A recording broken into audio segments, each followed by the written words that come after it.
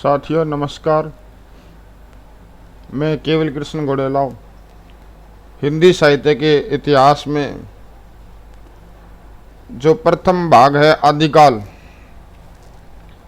उसके बारे में मैं एक विशेष सीरीज लेके आया हूँ आपके सामने, जिसको मैंने ई बुक के रूप में जारी किया था। इस ई बुक में हिंदी साहित्य के आदिकाल के संदर्भ में 14 प्रमाणिक पुस्तकों से सार तैयार कर मैंने यह ई बुक तैयार की थी और इसका सोशल मीडिया पे लिंक भी दिया गया था। इसमें हस्तलिखित 450 प्रश्न दिए गए हैं, जो कि वन लाइनर के रूप में दिए गए हैं। तो मुझे यह विश्वास है कि पूरे भारत में कोई भी एग्जाम हो जिसमें हिंदी साहित्य का टॉपिक हो, तो यह ई बुक आदिकाल को पूर्णतः कवर करेगा।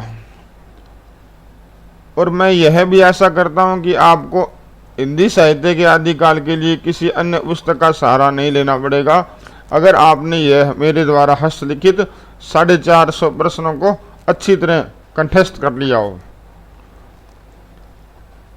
तो साथियों, इस ई बुक के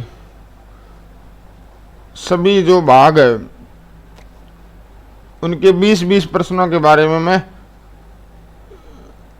वीडियो द्वारा चर्चा करूंगा। जैसा कि आपके सामने इस ई बुक का प्रथम कवर था, हिंदी साहित्य का आदिकाल हस्तलिखित बेजोड़ सार संग्रह। तो जैसा कि मैंने आपको बताया कि इसमें 450 प्रश्नों का हस्तलिखित सार तैयार किया गया है। अगर ये आप पुस्तक खरीद कर पूरे 450 प्रश्न पढ़ोगे तो आपको यह महसूस होगा कि हिंदी साहित्य का जो आदिकाल है हमारा 100% कवर हो चुका है। तो साथियों, इस बुक को खरीदने के लिए जो मेरा ये ईमेल एड्रेस है, इस ईमेल एड्रेस पर आप रिक्वेस्ट भेज सकते हैं। इसके द्वारा आपको लिंक भेजा जाएगा, उसे आप खरीद सकते हो ऑनलाइन। तो साथियों, हम चर्चा करते हैं प्रश्न संख्या 1 से 20 तक आज के इस वीडियो में। आचार्य शुक्ल ने आदिकाल में देश भाषा काव्य में, यहाँ पे यह ध्यान रखना आप, देश भाषा काव्य में कितने पुस्तकों की संख्या मानी है? आंसर क्या है? 8। प्रश्न नंबर 2, जनता की चित्तवृत्ति का संचित प्रतिबिंब ही साहित्य है। कि जो जनता की चित्तवृत्ति होती है उसी का जो प्रतिबिंब है वही साहित्य है। शुक्ल ने कहा था। किसने कहा था? आचार्य रामचंद्र शुक्ल ने। प्रश्न नंबर 3, भाषा सर्वेक्षण के रचयिता जॉर्ज ग्रियर्सन। प्रश्न नंबर 4, पृथ्वीराज रासो में कितने प्रकार के छंदों में लिखा गया है? पृथ्वीराज रासो जो एक महाकाव्य था, उसे कितने प्रकार के छंदों में लिखा गया? तो इसका जो उत्तर है वो है 68। यह ध्यान रखने ये योग्य बात है कि अगर यह पूछे कि पृथ्वीराज रासो में कितने सर्ग है या सम्य, तो यहाँ पर हम इसका उत्तर 69 देंगे, 69। और अगर छंदों के बारे में पूछता है तो इसका आंसर होगा 68। 5वां प्रश्न, उपदेश रसायन रास के रचयिता है जिनदत्त सूरी। उपदेश रसायन रास के रचयिता जिनदत्त सूरी। प्रश्न नंबर 6, पृथ्वीराज रासो काव्य किस कोटि का है? तो यह जो महाकाव्य है वीरगाथात्मक महाकाव्य। प्रश्न नंबर 7, हिंदी साहित्य का आलोचनात्मक इतिहास ये ग्रंथ लिखा गया था। इसके लेखक कौन है? राम कुमार वर्मा। प्रश्न नंबर 8, इतिहास लेखन की सबसे विकसित पद्धति विधेयवादी पद्धति जो शुक्ल जी ने अपनाई थी। विद्यापति ने कीर्ति लता को किस संवाद के रूप में लिखा है? जो प्रश्न नंबर 9 है कि विद्यापति ने कीर्ति लता को किस संवाद के रूप में लिखा है, तो उत्तर होगा ब्रिंग ब्रिंगी। राठौड़ारी ख्यात के रचयिता कौन है? दयाल दास। प्रश्न नंबर 11, नाथोमेर सायनी कौन थे? नाथोमेर सायनी कौन थे? नागार्जुन। प्रश्न नंबर 12, कविराज श्यामल दास तथा काशी प्रसाद जायसवाल ने रासों की उत्पत्ति मानी है। तो जो कविराज श्यामल दास है और काशी प्रसाद जायसवाल है, इन दोनों ने जो रासो शब्द था उसकी उत्पत्ति किसे मानी है? रहस्य से।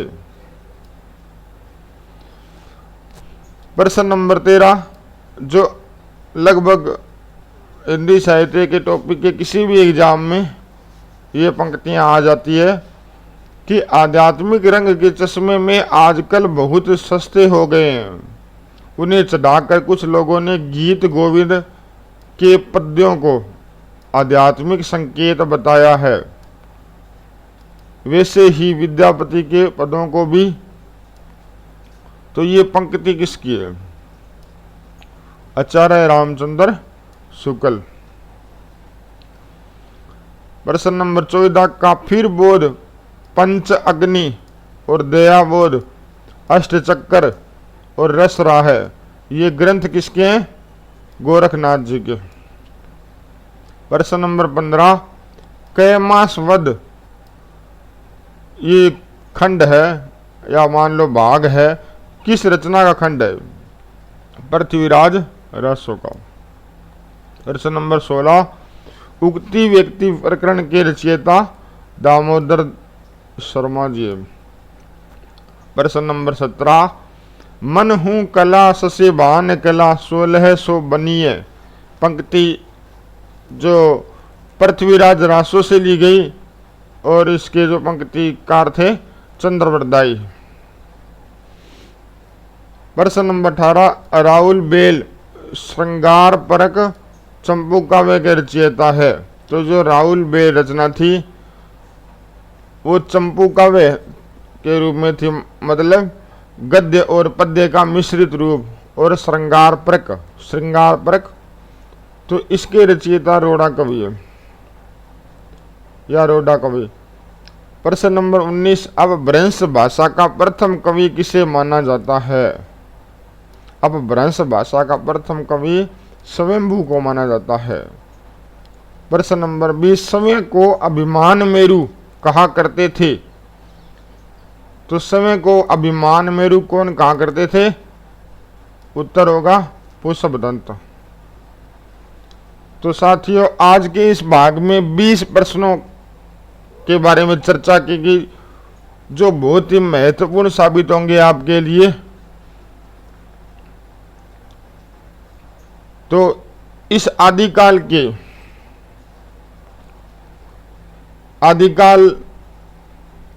के लगभग 23 भाग वीडियो के रूप में प्रसारित होंगे, जो आप देख करके उन्हें याद भी कर सकते हैं या मेरी ई बुक को खरीद कर आप उसे भी पढ़ सकते हैं।